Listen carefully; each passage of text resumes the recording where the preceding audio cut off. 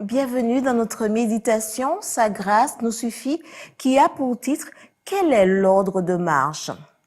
Car c'est Dieu qui opère en vous le vouloir et le faire selon son bon plaisir. Philippiens 2, verset 13.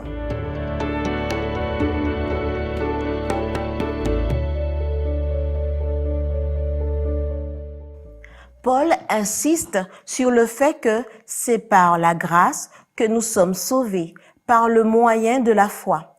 Et cela ne vient pas de nous, c'est le don de Dieu.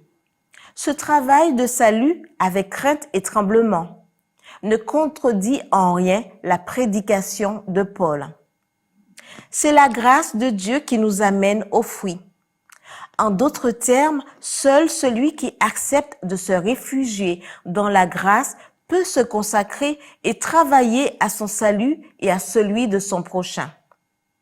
La Bible enseigne que nous devons répondre à l'appel de Dieu et collaborer avec lui en se dépouillant de la vieille nature, en courant pour obtenir le prix, en résistant au diable et en persévérant jusqu'à la fin. Le salut ne s'obtient pas par les œuvres, mais nous devons y travailler par une coopération personnelle avec le Christ. Tout en reconnaissant notre dépendance totale des mérites, du travail et de la puissance du Christ, nous admettons avoir la responsabilité de vivre quotidiennement par la grâce de Dieu en harmonie avec les principes de l'Évangile. L'expression « avec crainte et tremblement » ne représente pas une terreur servile, mais une défiance honnête et prudente envers soi-même. Nous devons craindre que notre volonté ne soit pas définitivement abandonnée au Christ. Plus nous reconnaissons notre impuissance, plus nous comptons sur sa force.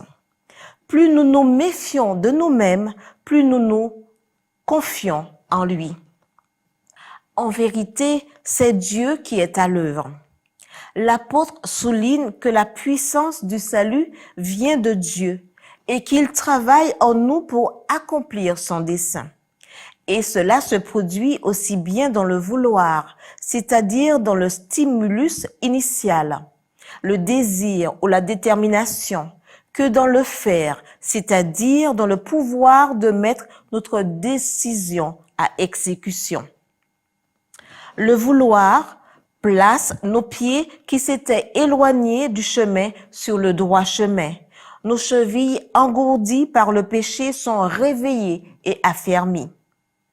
Dans le faire, nos pieds avancent vers le but, sur le bon chemin, dans la bonne direction et à la bonne vitesse. L'histoire raconte que le duc de Wellington fut un jour interrogé sur le pourcentage de possibilités de succès dans l'effort missionnaire entrepris parmi les païens. Il a répondu ceci: « Messieurs, quel est votre ordre de marche? La question n'est pas de savoir si vous réussirez. Si je lis bien l'ordre qui vous a été donné est celui-ci. Allez dans le monde entier et prêchez l'évangile à toute créature. Messieurs, il ne vous reste qu'à obéir. »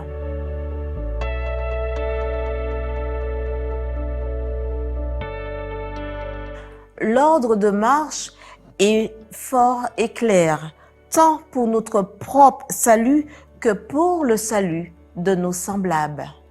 Amen.